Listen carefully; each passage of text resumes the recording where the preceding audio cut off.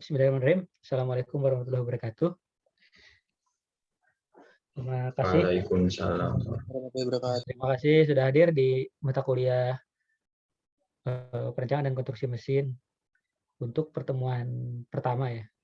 Mohon maaf tadi ada rapat dosen semua Fakultas Teknik terkait dengan pengisian sasaran kinerja pegawai.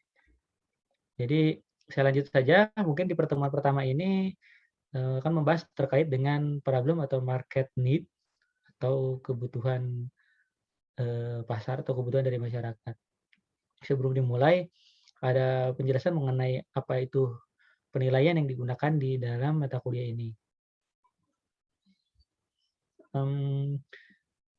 Sebelumnya, di semester lalu, kita menggunakan format yang ada di e-kampus, yaitu tugas 10%, proses 50%, dan UTS UAS masing-masing 15% dan 25%.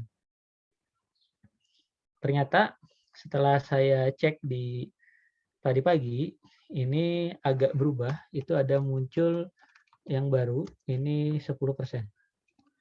Maka dari itu, yang tadi saya jabarkan di sini saya hapus, berarti pembagiannya menjadi ini. Ini adalah hasil yang ada format yang sudah diatur diatur secara baku ya. Jadi ada penilai proses. Jadi nilai tugas itu 10%. Pengumpulan melalui Google Form seperti biasa bisa di atas kertas A4, terus kemudian berdasarkan studi kasus ataupun yang lainnya. Kemudian kuis juga sama online nilai 10%. Itu bisa melalui platform online yang lain, Google Form atau misalnya Quizizz atau misalnya Slido ataupun perangkat online yang lain. Baik tugas maupun kuis itu dihitung dari jumlah tugasnya, kemudian nilainya dirata-ratakan. Jadi ada kemungkinan tugas misalnya 1 sampai 2 tugas. Berarti kalau 2 tugas berarti dirata-ratakan. Begitu juga dengan nilai kuisnya. Nilai UTS dan UAS itu sama berdasarkan nilai hasil pengerjaan yang sudah disubmit ya. Nah, di sini ada nilai proses. Nilai proses di sini ada 50%. Sebetulnya kalau secara aturan nilai proses ini ada hubungannya dengan 5C ya. Ada 5C itu sebenarnya creativity, competence misalnya. Terus apalagi ya 5C itu. Itu yang harus dinilai selama perkuliahan dimulai. Nah, saya anggap bahwa nilai 5C atau 6C itu didapat melalui misalnya presentasi, tugas besar, dan lain-lain. Nah, di sini saya ada tambahkan presensi yang semester sebelumnya itu bernilai 50%, sekarang nilainya berubah. Jadi presensi saya anggap 20%, tugas besar 30%. Jadi nilai presensi ini adalah nilai yang saya input setiap pertemuan, di mana pertemuannya absensi atau presensinya saya cek berdasarkan di akhir pertemuan itu saya instruksikan untuk menyalakan kamera atau on cam. Terus apabila on cam sudah dilaksanakan, pastikan bahwa kondisinya seperti setengah badan atau sampai seperti pas foto. Pastikan wajahnya terlihat jelas. Terus apabila sudah sesuai prosedur, maka setiap pertemuan bernilai 2 poin. Kalau full selama 14 pertemuan, berarti nilai full-nya 28 poin. Berarti berhak mendapatkan nilai presensi full atau nilai 20% dari nilai total. Tapi apabila yang ternyata pas ada screenshot ternyata ada yang off cam, maka nilainya 1 setiap pertemuan. Poinnya 1. Terus kemudian ada yang on cam tapi tidak sesuai aturan, misalnya mau kameranya mengarah ke atas, ternyata hanya menampilkan virtual background saja, atau misalnya hanya rambutnya saja yang terlihat, dan lain-lain, itu tetap dinilai tapi 1 poin. Terus kemudian di mata kuliah perencanaan dan konstruksi mesin ada yang dinamakan tugas besar, bernilai 30%. 30% di sini biasanya tugas besar dalam bentuk laporan akhir sesuatu tema atau studi kasus. Di mana studi kasusnya ini kalau tahun-tahun sebelumnya itu mengajar terkait tentang materi yang dipelajari dari awal sampai dengan terakhir UAS itu yang ada hubungannya dengan satu tema. Nah, waktu itu saya ambil temanya adalah proposal PKM ya, program kreativitas mahasiswa yang berhubungan dengan perancangan tentu saja. Itu dibuat berdasarkan pedoman dan lain-lain. Kemudian tugas besarnya itu di sini di outline mata kuliah, di outline pelajarannya itu ada di minggu ke-15. Minggu ke-15 merupakan bukan minggu pada saat pengerjaan, tapi minggu saat pengumpulan. Jadi tanggal 15 ini adalah batas waktu sebelum 1 minggu sebelum UAS ya. Berarti harus dikumpulkan maksimal. Berarti pengerjaannya boleh silakan dilakukan setelah UTS ya. Setelah UTS silakan dibuat kelompok, mulai dan bentuknya berkelompok. Itu untuk tugas besar. Untuk pertemuan 1 saat ini adalah terkait tentang problem atau market need. Itu pertemuan 1. Pertemuan selanjutnya kita akan mengikuti ini, tetapi bisa saja ada yang dihapus atau ada yang ditambahkan. Atau bisa juga ada yang ditukar. Misalnya lebih awal, yang 6 saya tampilkan ke pertemuan 2, atau misalnya yang 2 saya tampilkan nanti ke 15, itu sesuai kebutuhan. Kemudian mengacu kepada apa itu perancangan, ini saya menggunakan salah satu sumber yaitu dari buku dari Engineering Design karyanya George Dieter. Terus bisa juga kita menggunakan William Callister untuk berhubungan dengan perancangan pada material. Terus kita bisa menggunakan material selection and design itu di Michael Ashby ya. Terus bisa juga kita menggunakan pemilihan komponen pada barang-barang barang-barang otomotif itu biasa menggunakan Geoffrey Bothroyd ya. Terus kalau misalnya sumber dari Indonesia bisa menggunakan buku-buku yang ada hubungannya dengan perancangan. Contohnya misalnya buku dari Pak Taufik Rohim atau dan lain-lain. Nah, terus untuk roadmap ini adalah roadmap yang saya dapat tadi dari George Dieter. Itu di mana langkah pertama adalah define problem atau mendefinisikan sebuah permasalahan, baik permasalahan berupa analisis ataupun permasalahan dalam bentuk produk atau alatnya. Makanya langkah pertama ya adalah dilakukannya problem statement. Jadi harus tahu dulu permasalahannya apa. Baik itu nanti kalian akan menyusun untuk tugas akhir atau misalnya untuk lomba, untuk proyek dan lain-lain, itu biasanya hubungannya dengan penyelesaian satu masalah. Baik tadi apa misalnya mau menyelesaikan eksperimen pada satu permasalahan atau misalnya mau membuat satu produk atau alat atau mesin yang akan diaplikasikan pada masyarakat atau misalnya pada UMKM. Nah, sebelum itu, sebelum kita mulai dari menentukan permasalahan, nah pertanyaan utamanya adalah permasalahannya dari siapa? Tentu saja, kalau misalnya kita membuat satu produk ataupun ada permasalahan yang berhubungan dengan engineering design, pasti permasalahan itu muncul dari manusia. Nah, menurut slide selanjutnya ini Maslow, bahwa permasalahan di manusia itu berdasarkan dari kebutuhan dari manusia itu. Karena mereka butuh, maka muncul satu masalah. Karena saya butuh makan, permasalahan saya adalah bagaimana saya mendapatkan makanan. Terus apabila misalnya untuk mendapatkan makanan, itu muncul lagi permasalahan bagaimana cara misalnya membuat panen lebih cepat atau memetik buah dari pohonnya lebih cepat. Itu kan jadi satu permasalahan. Itu yang yang ada hubungannya. Nah, menurut Maslow di sini ada hierarchy of needs atau kebutuhan tingkatan dari kebutuhan-kebutuhan itu, terutama kebutuhan dari manusia. Kebutuhan yang paling awal adalah yang paling dasar adalah kebutuhan dasar dari manusia. Di sini didefinisikan namanya misalnya psychological atau hubungan dengan kebutuhan dasar manusia yang berhubungan misalnya dengan kebutuhan dasar perut sehari-hari atau misalnya perlu makan, manusia perlu minum, hampir semua manusia butuh bernafas, semua manusia misalnya butuh tidur, itu adalah kebutuhan dasar. Jadi pada saat manusia membutuhkan kebutuhan dasar, nah kemudian hubungan-hubungan itu misalnya kita tadi hubungan dengan perancangan apa, berarti kalau misalnya perancangan hubungan kalau kalian perlu membuat satu alat yang hubungannya dengan makanan, berarti itu masuk ke kategori dasar atau, kebutuhan dasar, kebutuhan pokok dari manusia. Kenapa disebut kebutuhan pokok? Karena semua manusia butuh. Nah, jadi, positifnya adalah semua manusia banyak yang akan menggunakan alat itu, karena pasarnya banyak ya kebutuhan dasar itu. Jadi pahami, kalau misalnya untuk kebutuhan dasar, maka fokus kepada bagaimana untuk, keberlanjutan dari makanan itu. Jadi jangan berpikir terlalu tinggi. Kalau misalnya kalian mau membuat alat pengupas buah nanas misalnya, alat pengupas buah nanas itu fokuslah kepada kebutuhan dasar mereka, itu makanan untuk dimakan, dikonsumsi.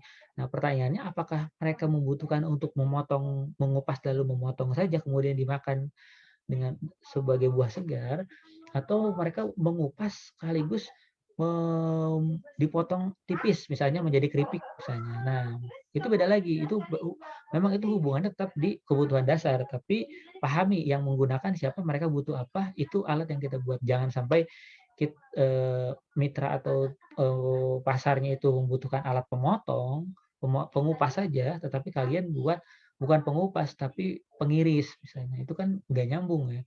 Jadi sesuaikan dengan kebutuhannya, definisikan apa kebutuhannya.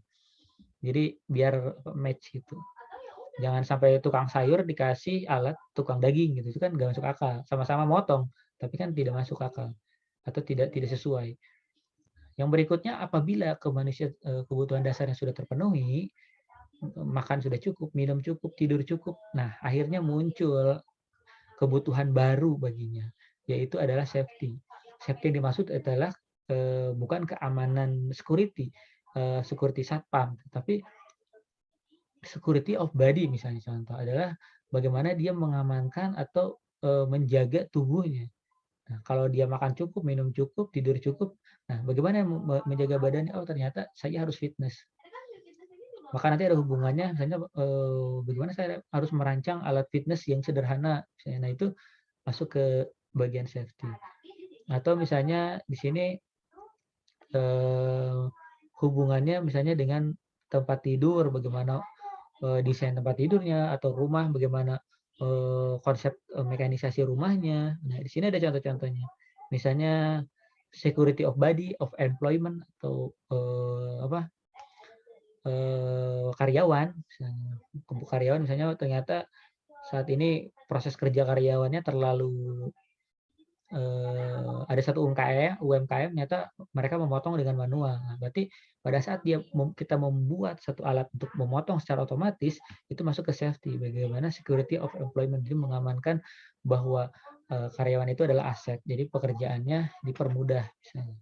Itu adalah contoh-contoh untuk pengamanannya. Baik itu mengamankan tubuh, mengamankan kesehatannya, mengamankan keuangannya dan lain-lain.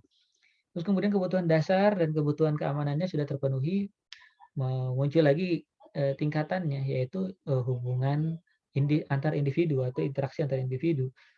Di sini contohnya adalah sesama individu, misalnya sesama kalian dengan teman, kalian dengan keluarga. Itu adalah interaksi antar individu. Itu sama seperti kalian saat ini solidaritas misalnya, atau kalian menganggap sesama interaksi sama individu itu dirasa keharusan. Contoh misalnya kamu si A sudah terpenuhi kebutuhan makan, minum, tidur, kemudian dia juga sudah menjaga kesehatan tubuhnya. Nah, maka dari itu dia mengajak teman-temannya untuk berlaku hidup yang sama. Ternyata teman-temannya tidak memiliki keuangan yang sama. Nah, makanya untuk memiliki rasa solidaritasnya akhirnya yang tadinya makannya sendiri jadi bisa di-sharing. Nah, untuk berbagi gitu. Itu kebutuhan untuk saling berbagi antar individu. Nah, interaksi sama individu itu sehingga memunculkan kebutuhan yang baru dari manusia itu adalah kebutuhan dia untuk dihargai, untuk diakui, untuk di untuk, diakui saling mengakui atas capaiannya misalnya. Nah di sini karena dia individunya berarti dia harus diakui misalnya, oh diakui ini adalah sahabat saya, oh ini diakui bahwa ini adalah, teman saya yang paling baik misalnya, oh ini harus diakui bahwa dia itu yang paling pintar misalnya. Nah itu adalah achievement, confident juga. Jadi maksudnya adalah achievement untuk menuju sesuatu hal yang, ditargetkan. IPK saya harus 4,0 berarti saya harus ngapain. Nah, sehingga si temannya itu memberikan, eee, pencapaian, ranking pertama misalnya si A. Nah, itu adalah hasil capaiannya. Nah, terus, bagaimana dengan hubungannya dengan perancangan? Nah, maksudnya maksudnya achievement atau respect way order adalah membuat satu produk yang tujuannya bukan untuk penggunaan kebutuhan dasar, untuk menjaga kesehatan tubuh, tapi dia lebih membuat satu alat adalah untuk mendapatkan respect dari orang lain. Mendapatkan respect dari orang lain maksudnya misalnya di perusahaan dia memperbaiki satu mesin dan lain-lain, terus kemudian, mengajukan ide itu, kemudian dia tujuannya adalah untuk mendapatkan penghargaan, untuk mendapatkan respect. Terus kemudian apabila itu sudah, muncul yang namanya self actualization atau aktualisasi diri terhadap dirinya sendiri atau dirinya dengan, eee, Tuhannya misalnya.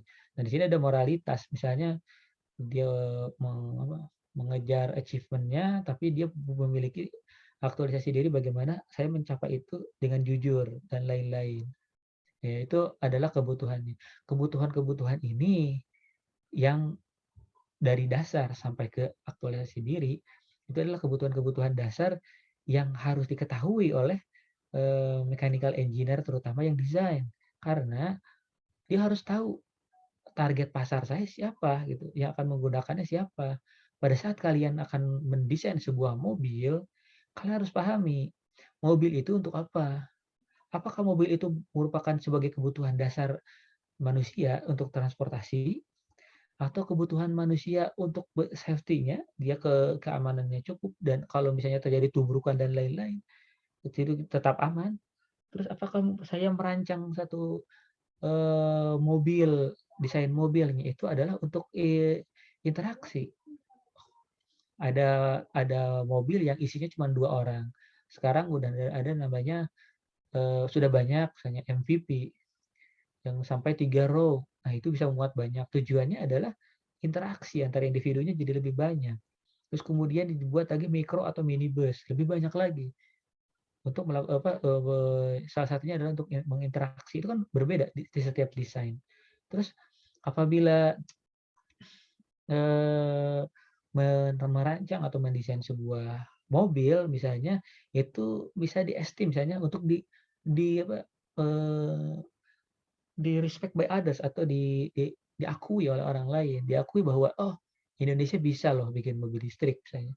Hanya sebatas itu tujuannya. Berarti yang penting ya udah, mau supaya diakui sebagai pembuat mobil listrik, ya kita buat mobil listrik, misalnya. Atau misalnya kita mau buat motor listrik, ya udah kita buat motor listrik, gitu.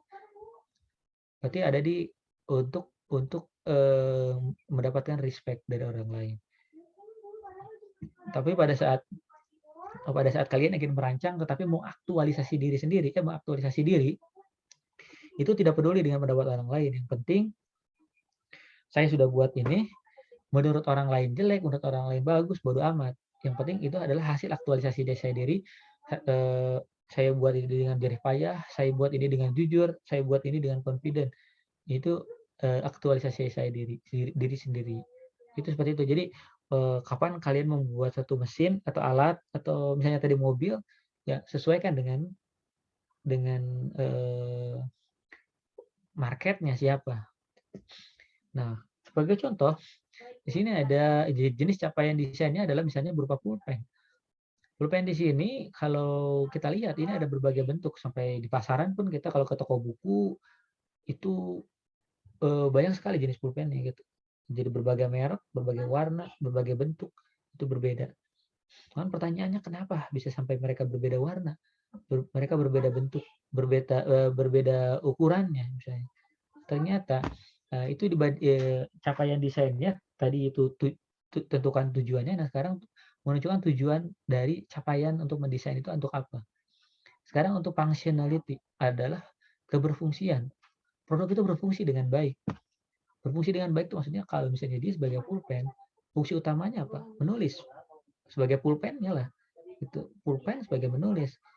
Nah, terus kemudian secara mekanisasi kita pikirkan supaya pulpen bisa menulis bagaimana? Oh, berarti ada tinta di dalamnya. Pada saat kita tekan di atas kertas, itu tintanya keluar dan tintanya menempel pada kertas. Itu berfungsi secara baik. Tetapi apabila tadi berfungsi secara baiknya ada yang dilanggar, contoh tadi mekanisasinya si tinta akan keluar jika ujung penanya ditekan. Ternyata setelah ditekan tinta nggak keluar. Otomatis kertas tidak tintanya tidak menempel di kertas dan tidak membentuk tulisan. Berarti secara garis besar produk itu tidak berfungsi, tidak functionality.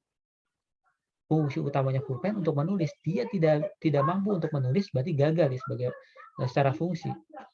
Kalau misalnya ada kursi, fungsinya adalah untuk duduk dan dengan nyaman, tetapi dia tidak bisa dipakai untuk duduk, berarti dia tidak berhasil berfungsi sebagai kursi.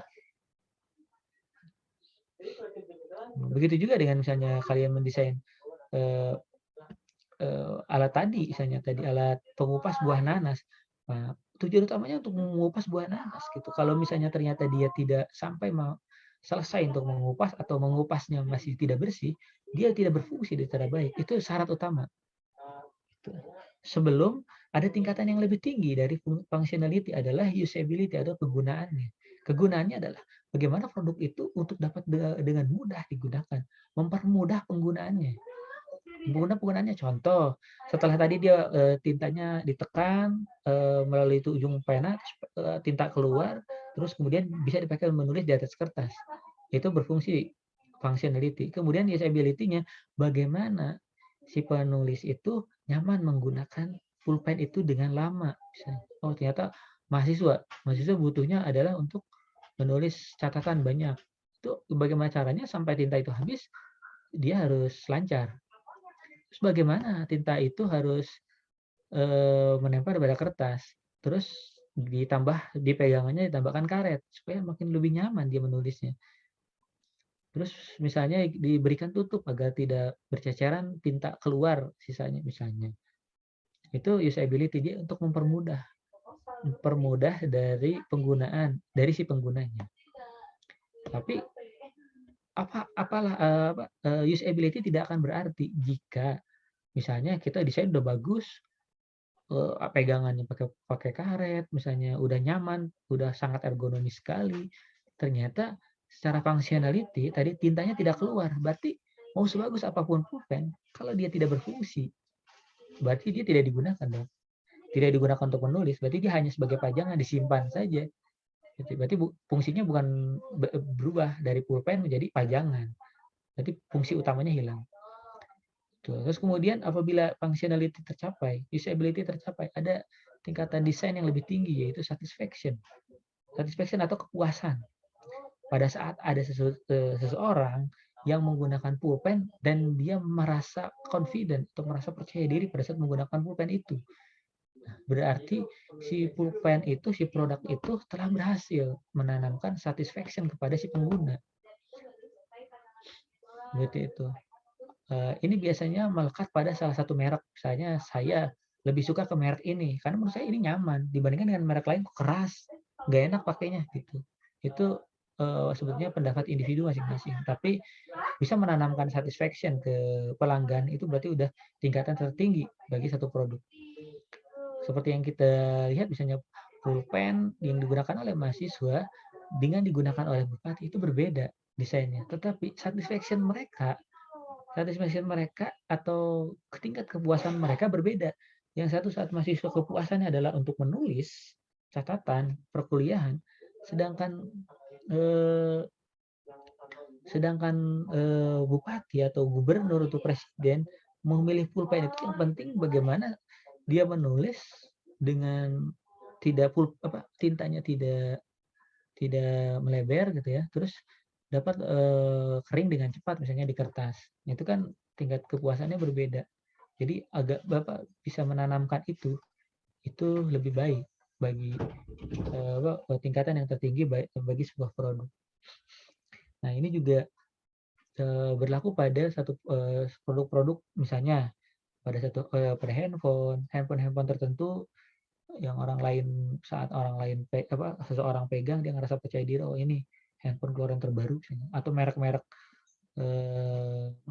handphone tertentu, misalnya merek Apple misalnya. Nah, itu dia merasa, wah saya masuk anak gaul misalnya. Nah, itu yang namanya satisfaction. Di sini jelas bahwa produknya itu memberikan life enhancing. Dia memberikan nilai lebih, nilai tambah kepada kehidupan di si pengguna itu. Atau contoh yang lain yang misalnya pada mahasiswa secara fungsional dia itu apa? Fungsionalnya adalah sebagai pelajar. Tugasnya belajar. Apabila seorang mahasiswa tidak belajar, berarti secara fungsinya ya berarti bukan bukan bukan berfungsi sebagai manusia lagi, berarti tidak berfungsi sebagai mahasiswa. Berarti dia sudah tidak disebut mahasiswa lagi kan, karena tidak belajar. Tuh, karena fungsi utamanya adalah belajar. Karena kalau misalnya fungsi utamanya bermain, berarti bukan untuk mahasiswa kan. Terus pada saat usability berarti belajarnya sudah, nah dia itu adalah bagaimana dia cepat memahami satu materi atau mata kuliah misalnya.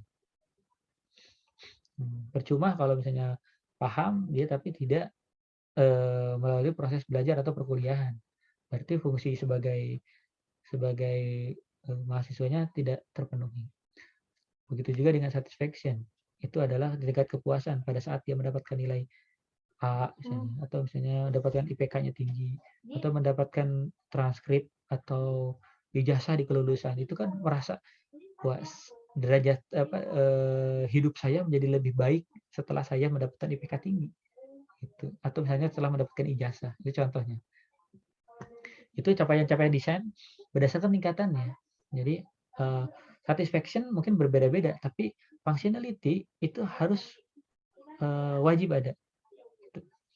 Terus kemudian yang selanjutnya ini terkait dengan tentang design thinking atau bagaimana proses berpikir si perencana, si desainer. Proses berpikirnya itu harus berdasarkan point of view atau sudut pandang dari si pengguna. Contoh misalnya di bagian kanan bawah di sini kan tujuannya adalah untuk misalnya merancang sebuah ayunan di bawah pohon, nempel di pohon. Tapi jika point of view-nya tidak sesuai, contoh misalnya di kiri atas, di sini dia buat tiga berundak padahal tujuan utamanya hanya untuk buat ayunan, tetapi ternyata dia terlalu berpikir tentang profitability sih. Oh ya ini dipasang satu menguntungkan, gimana kalau dipasang tiga lebih menguntungkan, padahal malah jadi tidak berfungsi atau tidak jadi overthinking atau over design. Seperti ini. Ini yang terjadi di tugas akhir di beberapa mahasiswa. Kalau saya ini keuntungan sekian, kalau ini lebih tinggi keuntungannya, padahal berfungsinya aja dulu, functionality-nya aja dulu, gitu. Functionality-nya oke jalan. Jadi jangan sampai over design atau overthinking. Nah, di sini yang berikutnya juga sama. Di beberapa tugas akhir kita suka ada yang membahas tentang safety factor. Safety factor pada satu komponen atau produk misalnya minimal 2. Lebih dari 2 dia sebut aman. Nah, ternyata dia safety factor sampai 20.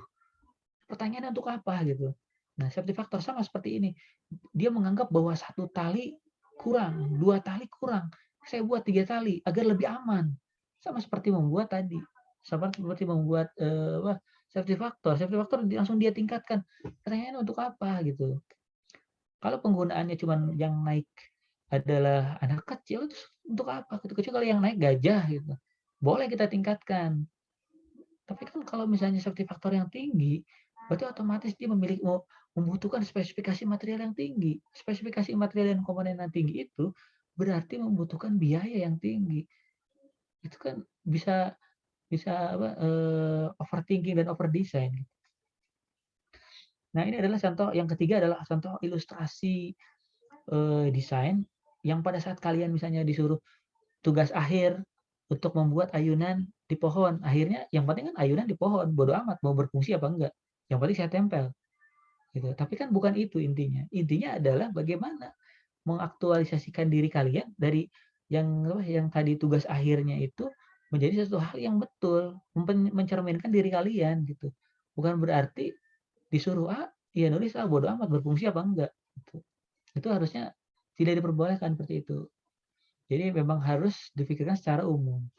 Nah, gambar yang berikutnya adalah jika berpikir tentang kalian mendesain sesuatu hal, tetapi kalian tidak berpikir nanti akan dibubutnya caranya gimana ya? Nanti bodo amat, yang penting saya desainnya bagus gitu. Padahal percuma. Satu produk itu bagus bukan dilihat dari desain, tapi dilihat pada saat produk itu sudah jadi.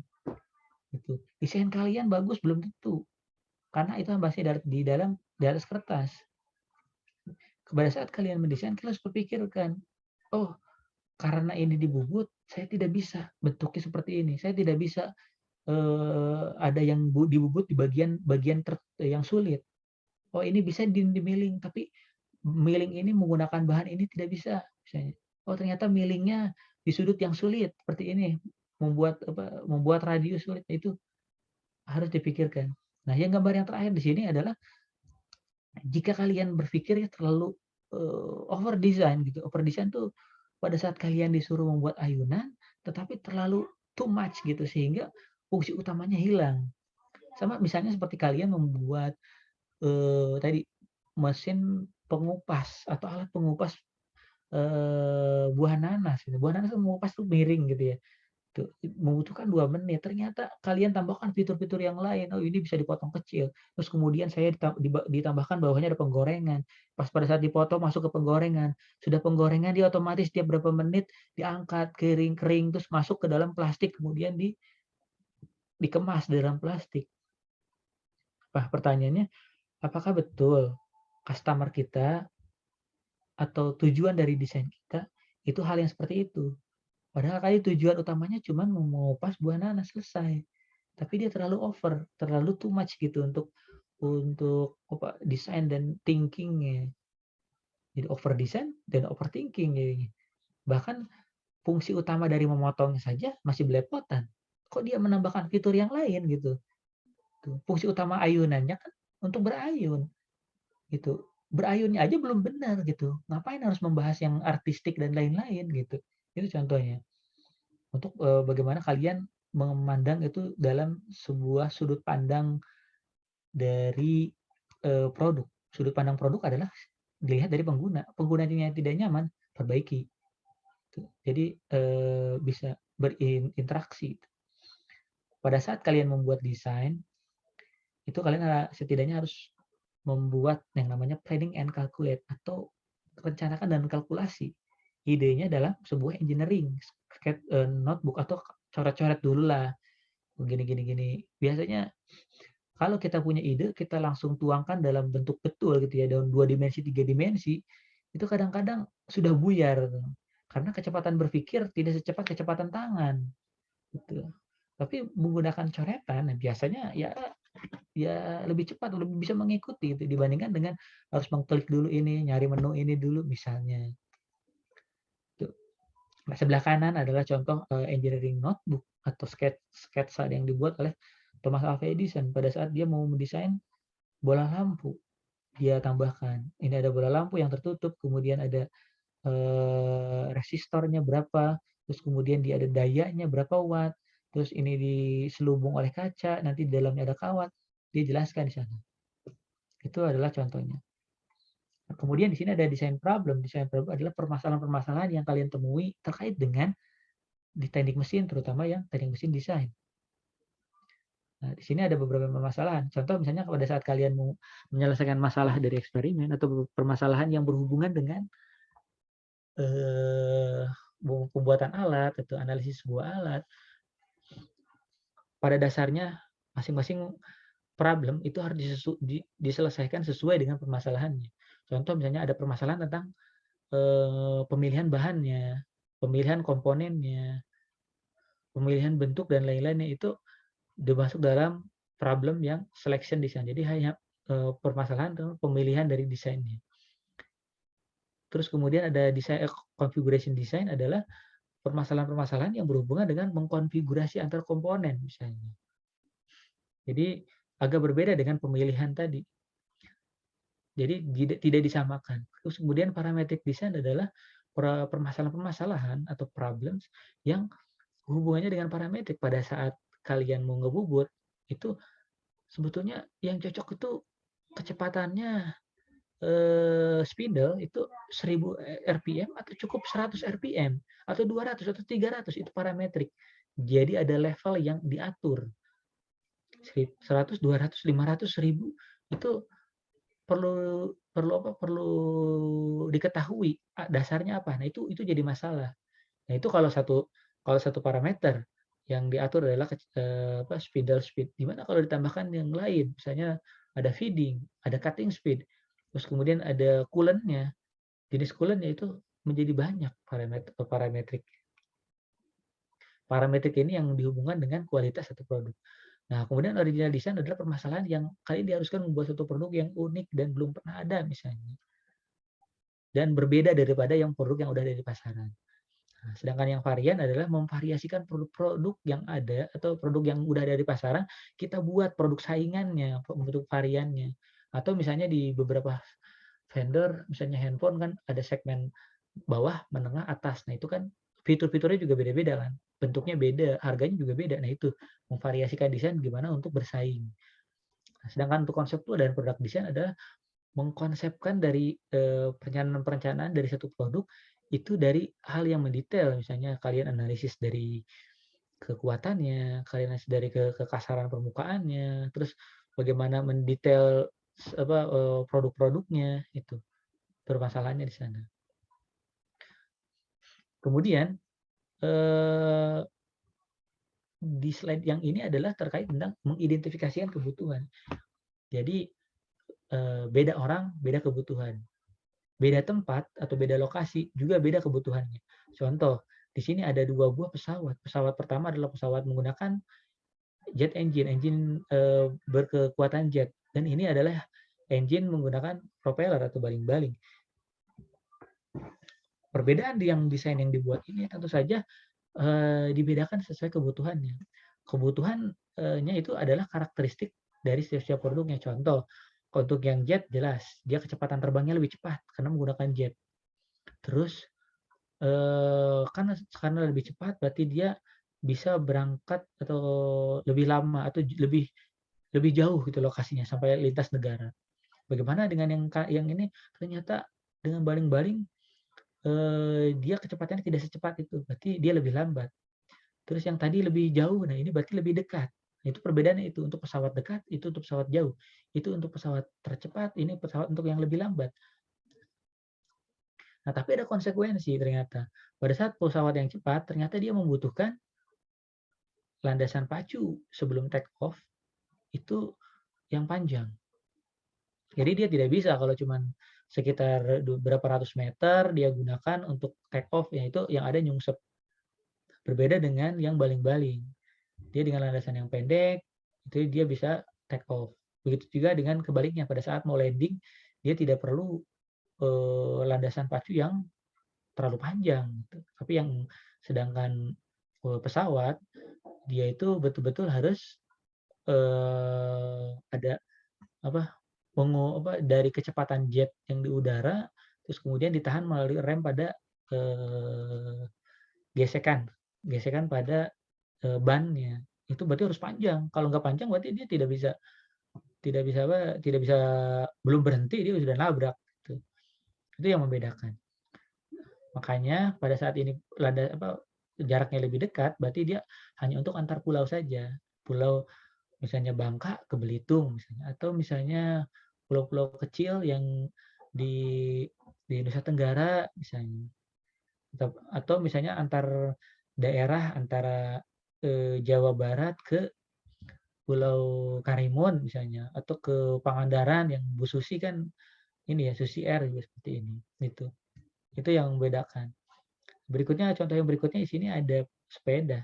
Sepeda yang kanan, sepeda gunung, sepeda kiri, sepeda lipat. Kebutuhannya adalah Yang kanan jelas usernya membutuhkan yang lebih tahan karena misalnya jalan yang ditempuh adalah jalan yang bergelombang, harus tahan terhadap getaran misalnya, dan lebih cepat terus misalnya. Nah, kalau yang kiri dia lebih lambat, tidak tahan getaran, kok tidak ada bagus-bagusnya gitu. Tapi ternyata banyak yang memilih yang menggunakan sepeda lipat karena misalnya di kota-kota besar dia masukkan sepeda lipat ke dalam mobil, terus kemudian dia parkirnya susah, parkir dari kantor ke tempat makan aja susah, antri macet bisa sejam 2 jam, akhirnya dia naik sepeda. Naik sepeda lebih cepat, hanya 15 menit dia menggunakan sepeda dari mobilnya misalnya untuk pekerjaan, untuk berpindah tempat itu lebih masuk akal seperti itu. Karena jelas saja di perkotaan objeknya juga jalannya juga tidak bergelombang dan lain-lain. Terus kemudian yang di sebelah kiri atas, sini ada contoh perkembangan kebutuhan dari manusia itu sendiri. Kebutuhan-kebutuhannya itu dari yang awalnya perancangan yang berupa membutuhkan 2 aksis, 3 aksis, 4 aksis, 5 aksis, sekarang sampai 6 aksis. Itu adalah kebutuhan yang didasarkan dari manusia untuk membutuhkan rancangan-rancangan yang mendekati aslinya, yang lebih kompleks gitu. Pada saat dulu pembuatan mesin milling milling CNC hanya untuk part-part sederhana. Sekarang milling sudah bisa membuat sebuah patung yang sesuai dengan eee, apa yang mereka desain. Ini bayangkan bahwa patung saja bisa dibuat, berarti organ-organ manusia itu, daripada menunggu donor terlalu lama, kita bisa membuat tiruannya, menggunakan 3D printing, menggunakan CNC, itu bisa kita develop di sana. Itu, karena kebutuhan dari manusia itu sendiri. Nah, berikutnya adalah terkait tentang, kenapa kita bisa menentukan ini untuk jarak jauh, ini untuk jarak pendek, ini untuk, landasan pendek, ini landasan panjang. Nah, ternyata itu berangkat dari apa yang kita ketahui tentang invention dan innovation. Invention adalah bisa bisa di Indonesia kan bisa saja penemuan. Menemukan sesuatu seperti Alexander Graham Bell, dia menemukan pesawat telepon yang sederhana, atau penemu ban yang sebagian kiri, penemu roda yang sebelah kiri itu sangat primitif. Yang penting sebelumnya orang dipangku dinaikkan ke dalam bahunya untuk mengangkat, misalnya di zaman kekaisaran tidak ada roda misalnya, itu diangkat oleh manusia. Nah, sehingga terciptalah roda, itu ya rodanya primitif gak masalah, yang penting menyelesaikan satu permasalahan tadi, betul-betul yang baru. Sama telepon juga. Begitu juga dengan sepeda. Sepeda juga yang penting dia berjalan seperti ini, dia berjalan, penemuan. Nah, tetapi yang lebih berat itu ternyata inovasi.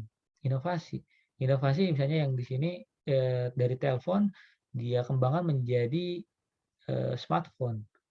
Smartphone di mana sebagai innovator atau innovation itu haruslah memiliki di sininya economic sense atau dia kepekaan terhadap ekonomi yang ada di pasaran. Pasar lagi butuh apa nih? Oh, ternyata handphone layar sentuh. Oke, kita buat layar sentuh. Sekarang butuh apa nih? Oh, ternyata banyak pasar yang sekarang gamers, buat handphone gamers. Kalau sekarang orang-orang suka membuat tugas atau lain-lain di handphone, tapi nggak mau barangnya gede-gede, ya udah buat handphone yang lebih besar, jadilah tablet misalnya. Atau suka streaming dan lain-lain, buat baterainya lebih besar. Ya, seperti itu contohnya. Di sini inovasi itu yang harus bisa menangkap apa yang ada di peluang atau peluang-peluang yang ada di pasar. Seperti ini, kalau misalnya roda ya berarti peluangnya bagaimana meningkatkan kenyamanan roda biar nggak cepat rusak, kemudian di sini nggak cepat bocor dan lain-lain. Dulu sepeda yang ini adalah yang penting yang di depannya lebih besar, di kayunya lebih sedikit, jalan lebih jauh. Sekarang sudah bisa diatur itu di gearnya, jadi tidak ada masalah.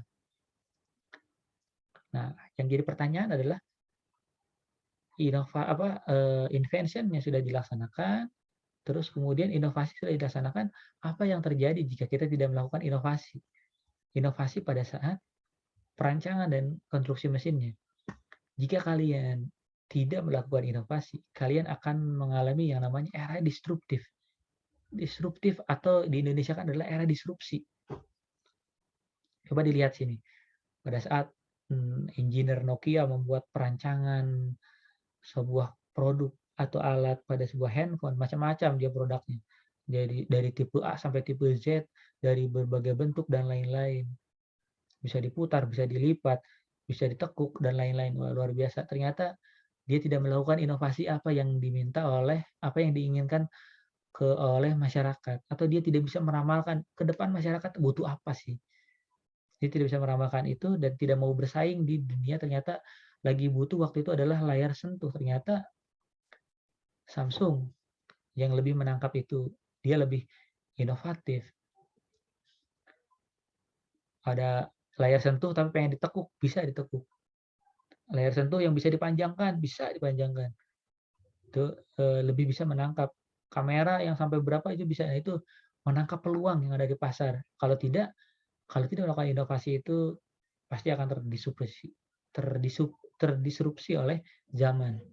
Sama seperti yang gambar yang di sini. Lihat kamera dulu, kamera seperti ini, dia tidak melakukan inovasi, akhirnya dia kalah oleh kamera SLR yang dia tidak memiliki fungsi untuk melihat hasilnya, tidak memiliki fungsi untuk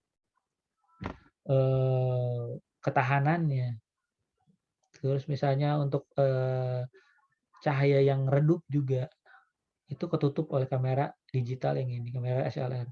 Dia hasilnya sudah bisa di setting cahayanya, bisa di zoom in, zoom out, terus hasilnya bisa lebih banyak. Ternyata kamera ini juga mulai terdisrupsi oleh kamera Polaroid, yang dimana dia tidak memiliki fitur cetak langsung. Itu. Tapi ini berbalik lagi adalah daripada hasil inovasinya. Jika dia bisa terus berinovasi, itu bisa lebih baik. Seperti sekarang udah banyak kamera seperti ini, layarnya bisa layar sentuh. Udah layar sentuh, layarnya bisa dipanjangkan, dikeluarkan, terus bisa dilipat dan lain-lain. Itu sudah lebih banyak. Nah, sebagai contoh di sini misalnya, pada saat kalian merancang sesuatu hal, itu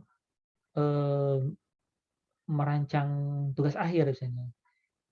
Misalnya di sini adalah dalam kasus ini adalah alat pelontar bola misalnya. Alat mengoper bola. Nah, alat mengoper atau pelontar bolanya ini setidaknya saya harus buat 3 alternatif desain. Alternatif desain yang pertama adalah bentuknya saya gambar, oh ternyata gimana kalau ngoper kan tendang nih, saya tendang aja, tapi tendangnya pakai mekanisme gitu. Oh ternyata tendang bisa tidak berurutan nih, lokasinya bisa tidak pas. Oke. Desain kedua alternatif saya buka menggunakan pitching mesin, menggunakan seperti bazooka ya, tembakan langsung. Atau konsep yang lebih simpel dari pitching mesin adalah saya buat dengan slingshot atau ketapel. Saya buat ketapel, terus ketapel dilepas, itu bisa ngoper bolanya. Itu contoh untuk alternatif desain. Nah, desain mana yang dipakai itu tergantung dari kalian analisisnya apa. Apakah lebih dari keakuratan bolanya, jarak jauh atau jarak pendeknya, atau lebih cepat reload-nya dan lain-lain, itu desain itu yang dipakai dari 3 alternatif ini. Itu adalah contoh untuk beberapa. Oke, ini sepertinya sudah untuk pertemuan pertama. Ya, sebetulnya masih pembahasan dasar terkait dengan problem atau berkaitan dengan market need. Oke, silakan. Ada yang mau ditanyakan?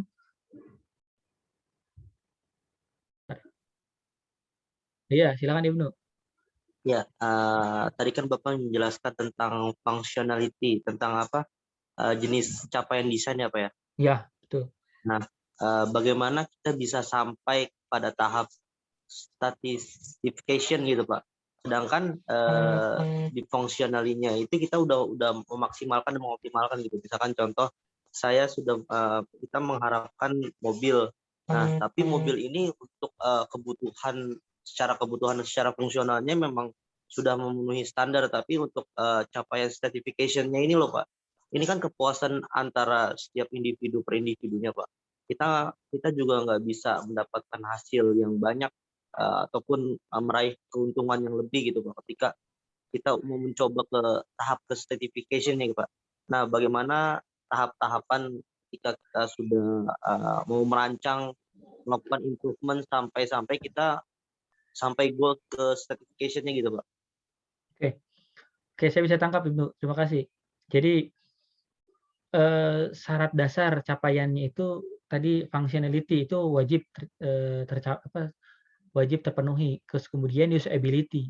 Nah, apabila satisfaction-nya, satisfaction-nya itu, ingin dicapai, kalian harus dari awal dulu tadi, functionality-nya sudah oke atau belum, fungsi secara umum produk itu. Nanti kalau secara fungsionalnya berhasil, lalu kita lihat secara usability, usability-nya sudah terpenuhi atau belum. Kalau misalnya functionality-nya tercapai, usability-nya belum, jangan harap untuk mencapai satisfy-nya atau satisfaction. Nah, terus apabila usability-nya sudah, Pak, bagaimana, kita untuk mencapai satisfaction? Nah, sebetulnya yang tadi dibilang betul, bahwa satisfaction adalah kepuasan individu sendiri. Kalau bagi saya si ini bagus, belum tentu bagi yang lain, menurut yang lain si ini tuh bagus, gitu. Bagi saya ini nyaman, belum tentu bagi orang lain nyaman. Nah, itu sebetulnya bagaimana, pernah nggak kalian melihat ada orang yang memberi melakukan survei, kuesioner, sehingga dari beberapa orang terbentuk suatu saran. Nah, beberapa contoh misalnya ada beberapa orang saran misalnya, "Apa merek sepatu Anda?"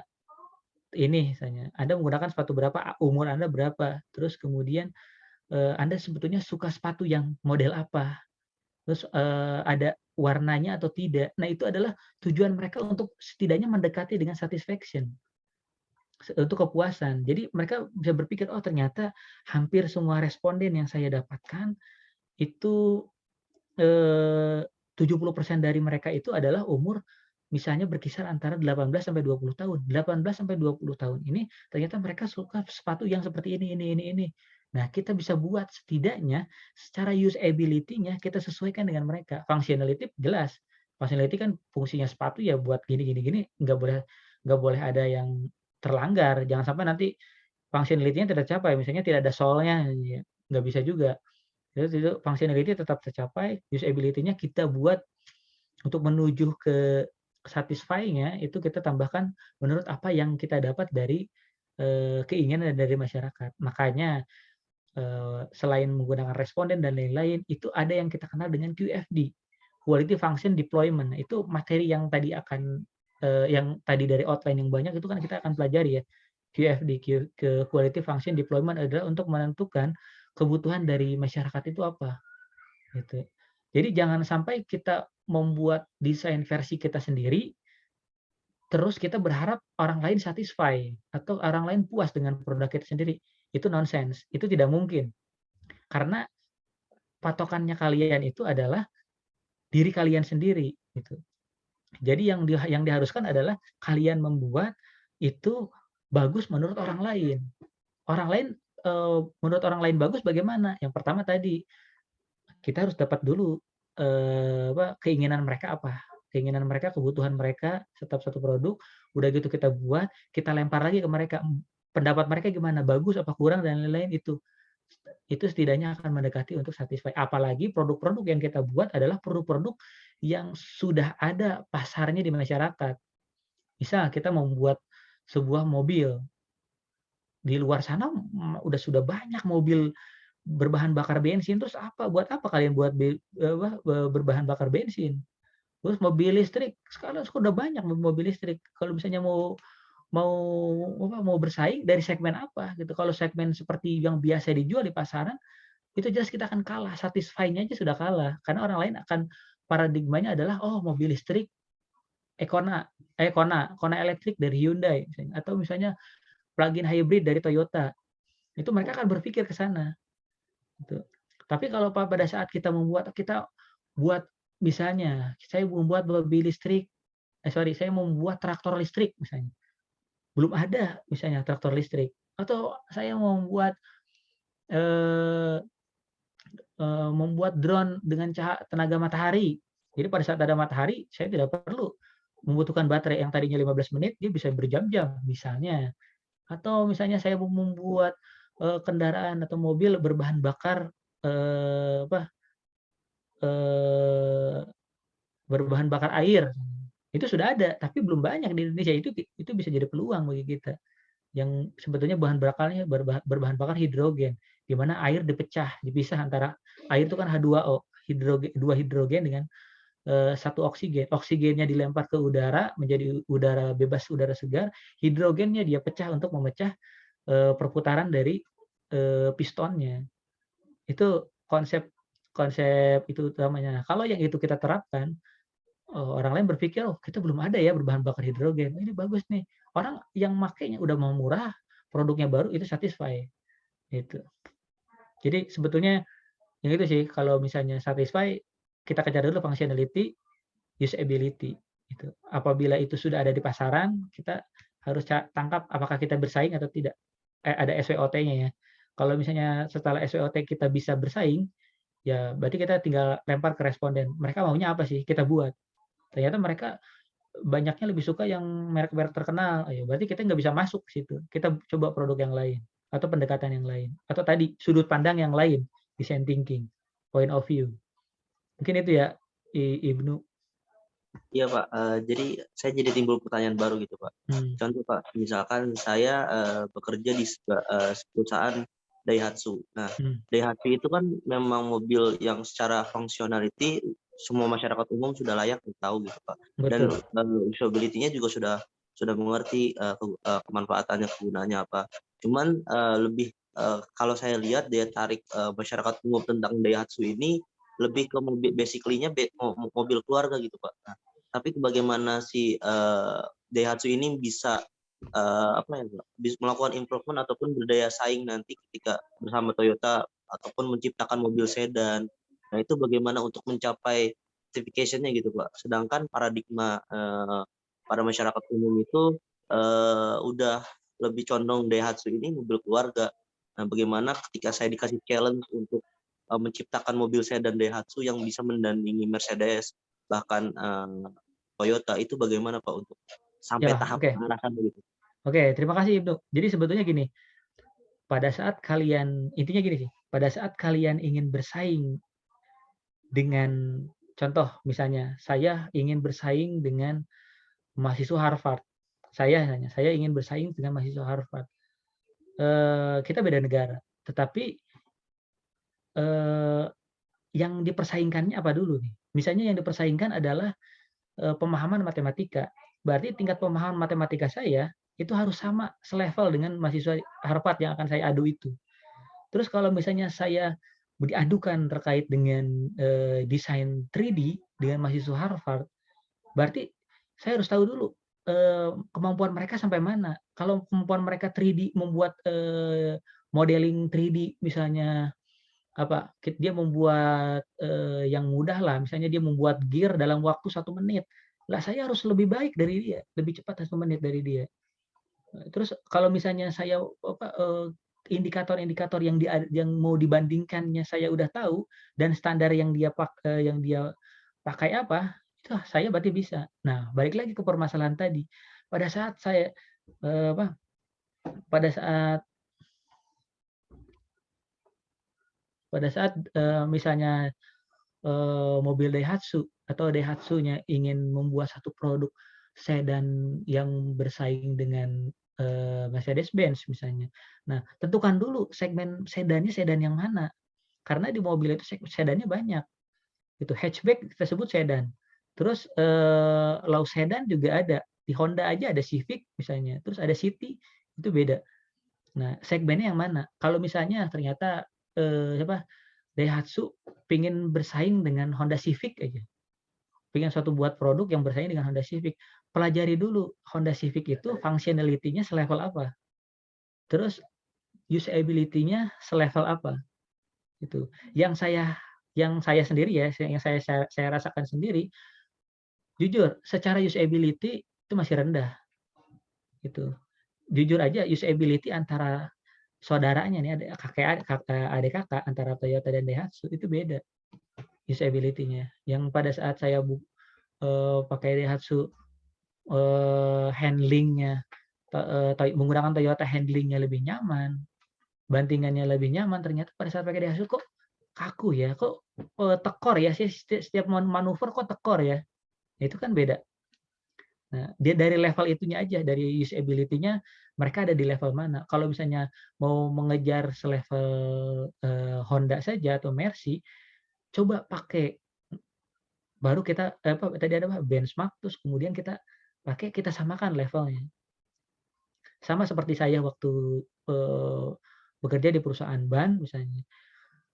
Perusahaan ban yang mau bersaing dengan Bridgestone misalnya. Nah, di Bridgestone, produk-produk Bridgestone itu mereka beli satu truk. Produk-produk Bridgestone yang terbaru mereka beli satu truk, kemudian masukin ke lab R&D, ban itu mereka belah. Ada yang mereka belah, isinya apa? Dites, diuji, setiap layer diuji. Terus ada juga yang bannya itu setiap beberapa jam itu mereka uji kecepatannya, gesekannya, remnya, kondisi kondisi kondisi basah, kondisi kering, diuji terus. Nah, itu kan untuk dari faktor usability-nya aja, usability ya, itu mereka menyamakan dulu usability-nya. Nah, dari usability-nya sudah selevel atau lebih baik, baru bangun image untuk satisfy bagaimana masyarakat ingin menggunakan kita, memastikan bahwa mereka akan beralih ke level ke kita. Nah, jadi itu ya, Bnu. Jadi kalau misalnya mau bersaing dengan mereka, pelajari dulu mereka punya apa, selevel apa mereka. Gitu. Jangan sampai kita tidak mempelajari lawan, tapi kita mau bersaing. Itu kan kayak buta gitu ya. Kita tidak ada bayangan. Itu mereka disebut bagus kenapa sih? Nah itu. Jadi istilahnya tidak, pergerakan tidak sporadis yang tanpa berpikir. Jadi harus tetap mikir, mau sedan di tipe apa yang kita akan bersaing, karena setiap setiap segmen itu beda lawannya. Gitu. Jadi misalnya Avanza lawannya R3. Avanza nggak pernah dia ngebandingkan dengan level yang lebih tinggi dari R3, pasti selevel dengan R3. Berarti gimana caranya dia harus lebih laku dibandingkan R3 misalnya. Begitu juga dengan produk-produk yang lain. Jadi dibandingkan dengan selevel gitu. Jadi kalau misalnya beda level, khawatir ketinggian gitu. Maksudnya kalau mau sedan apa, kalau hatchback apa, kalau misalnya MVP apa, terus kalau mikrobus yang mana yang mau dibandingkan. Gitu. Mungkin gitu ya, Bnu. Ada tambahan silakan. Ya, baik Pak. Nah, jadi dari timbul pertanyaan lagi Pak. Misalkan contoh pada yang saya memang memiliki kekurangan dan kelemahan secara usability Pak. Yang tadi Bapak jelaskan tentang handling segala macam. Cuman dia memiliki keunggulan di harga yang ergonomis. Nah, dia langsung loncat ke certification-nya Pak. Nah, jika hal seperti itu, apakah menjadi daya jual ataupun sebagai apa ya, keunggulan dari suatu Daihatsu sendiri gitu? Apakah kita bisa gitu melengkapi tahapan dengan standar-standar usability-nya seperti itu, tapi kita memanfaatkan certification-nya ya tadi yang harga ergonomis. Nah, Oke. itu bagaimana? Jadi kalau harga itu ekonomis ya, bukan ergonomis. Kalau ergonomis dari penggunaannya. Jadi yang saya bilang tadi, tiap langkah itu tidak bisa diloncat. Jadi kalau ada pulpen, saya puas dengan pulpen ini. Tapi suatu saat si pulpen ini tidak mengeluarkan tinta. Saya pasti tidak gunakan dong. Dan alat itu, pulpen itu tidak akan berguna. Berarti pulpen itu saya simpan di rumah. Berarti kan tidak berguna untuk apa? Berarti fungsi dia sebagai pulpen setelah selesai. Gitu. Sama seperti manusia, fungsi utamanya misalnya hidup, bernafas. Mau dia itu sebagai presiden, ada apa? Satisfy-nya, pencapaiannya dia sebagai presiden, pencapaiannya sebagai penemu mobil listrik misalnya. Tapi ternyata pada saat functionality-nya dia habis. Misalnya sebagai tidak bernafas gitu. Untuk apa? Dia hanya sebatas nama aja gitu. Bukan sebatas manusia atau individu. Nah, terus balik lagi ke harga. Menurut saya, harga yang lebih murah, lebih ekonomis itu tidak menjadi jaminan satisfy, tidak menjadi kepuasan. Saya tidak pernah, menemukan customer atau orang lain bilang, "Saya puas karena harganya murah." Itu tidak. Kayak gini nih, misalnya ya, kalau harganya murah, saya mau paling balik tanya ke sini, ke mana, ke Ibnu. Ibnu, kalau misalnya nih, ya, eee, kamu pakai sepatu misalnya, pakai sepatu, biasa kamu beli sepatu 100.000, terus ada yang menawarin nih, "Ibnu, saya mau jual sepatu, harganya Rp500." Kamu pasti beli apa enggak? Lima Enggak, hah? Pak. Enggak, kalau kalau dilihat dari, kondisi Enggak kan? keuangan, enggak, Pak. Iya, karena saya pikir, untuk apa saya beli yang Rp500 kalau kaki saya rusak? Orang lain kan berpikir itu, saya mampu kok beli yang 100.000. Sama seperti mobil. Kalau misalnya saya mampu untuk beli yang harga, menurut saya wajar, 200 juta itu wajar misalnya.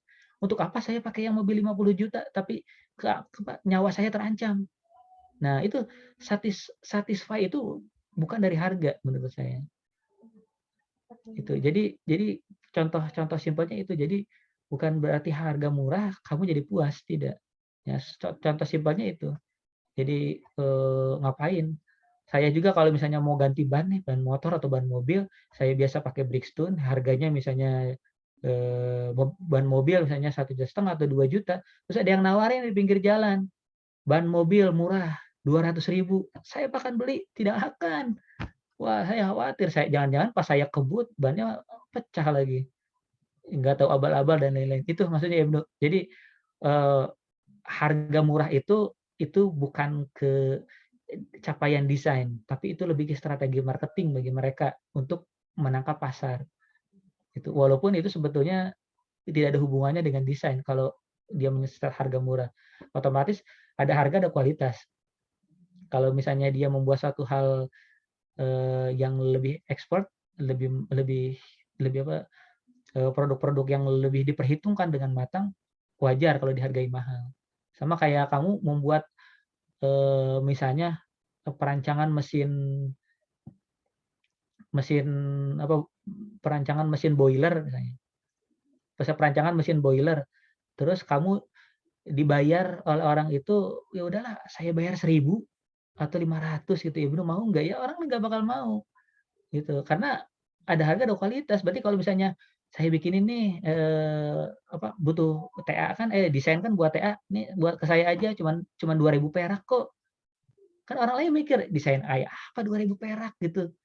Gitu. Itu seperti itu sih. Jadi ada harga, ada kualitas sih sebetulnya saya. Jadi harga bukan jadi jaminan untuk dia menjadi sebuah satisfy capaian desain. Harga itu menurut saya adalah gimmick, gimmick dari perusahaan untuk mendapatkan customer. Yang penting dapat dulu customer, bodo amat masalah dia komplain apa enggak, gitu. Kalau yang penting kan dia udah beli. Misalnya kamu tadi, beli sepatu harganya Rp500, setelah kamu pakai bolong, terus kamu komplain, "Kok baru 1 kali pakai udah bolong sih?" Dia kan nggak nggak ditulis kan di situ, harga 500 dijamin awet 2 tahun, enggak kan? Harga 500, udah sampai situ selesai. Masalah kamu komplain, patah, bocor, atau berdarah, ya itu bukan urusan dia. Ya gitu Ibnu ya. Oke, Bapak. Baik, Kak. Terima Oke, kasih banyak, Pak. ya sip, terima kasih. Coba nyalakan, saya stop dulu.